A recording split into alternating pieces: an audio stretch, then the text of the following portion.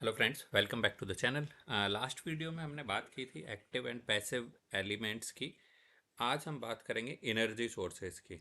तो energy sources को अगर हम डिवाइड करें तो मेनली दो तरीके के होते हैं, voltage sources and current sources. I hope आप लोग जानते होंगे कि वोल्टेज सोर्सेज क्या होते हैं, करंट सोर्सेज क्या होते हैं। अगर आप नहीं जानते हैं इनकी डेफिनेशन के बारे में तो मैं इसके नेक्स्ट वीडियो में वोल्टेज सोर्सेज और करंट सोर्सेज क्या होते हैं, उनके क्या एग्जांपल्स हैं, उसके बारे में बता दूंगा। अगर मैं बात करूं वोल्टेज और करंट सोर्सेज के, तो इनके फर्दर क्लासिफिकेशन होते हैं dependent sources and independent sources, यानी dependent voltage sources and independent voltage sources. Similarly dependent volt current sources and independent current sources. अब डिपेंडेंट की जब हम बात करेंगे तो ये फिर से दो तरीके के होते हैं। अगर वोल्टेज सोर्सेज की हम बात करें तो वोल्टेज सोर्सेज में दो तरीके के, current dependent voltage source end voltage dependent voltage source.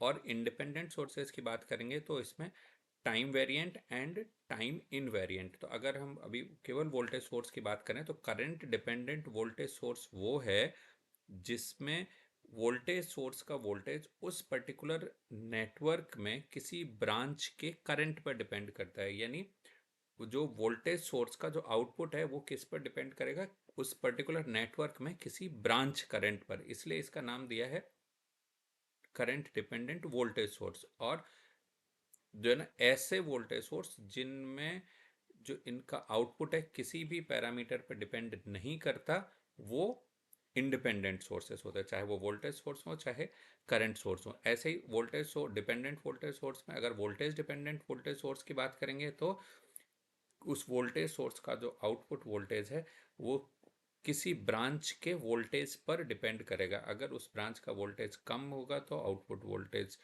अगर प्रोपोर्शनली है तो आउटपुट वोल्टेज भी कम होगा। यानी उस ब्रांच का वोल्टेज का मैग्नीट्यूड कम ज़्यादा होने से जो वोल्टेज सोर्स का आउटपुट वोल्टेज है वो कम या ज़्यादा होगा। ऐसे ही इंडिपेंडेंट सोर्सेज की अगर हम बात करें तो टाइम वेरिएंट इंडिपेंडेंट यानी टाइम वेरिएंट वोल्टेज सोर्स, इनमें क्या होगा, इनका मैग्नीट्यूड या फेज टाइम के साथ चेंज होगा।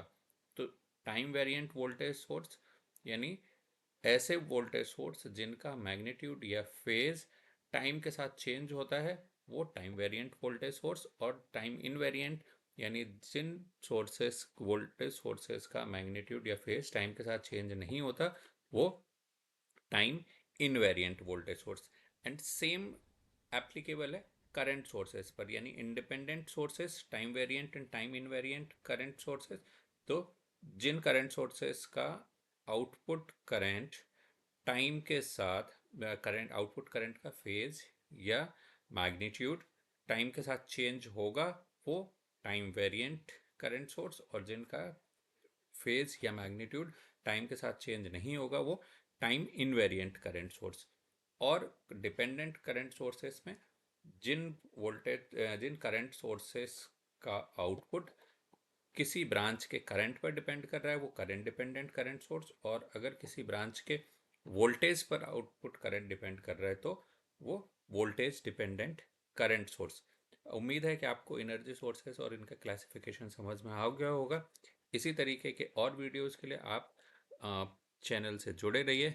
जुड़ने के लिए आपको पता है कि आपको चैनल को सब्सक्राइब करना है, वीडियो पसंद आए तो वीडियो को लाइक करना है, किसी पर्टिकुलर टॉपिक पर अगर आपको वीडियो चाहिए तो उसके बारे में कमेंट भी करना है। Thanks for watching.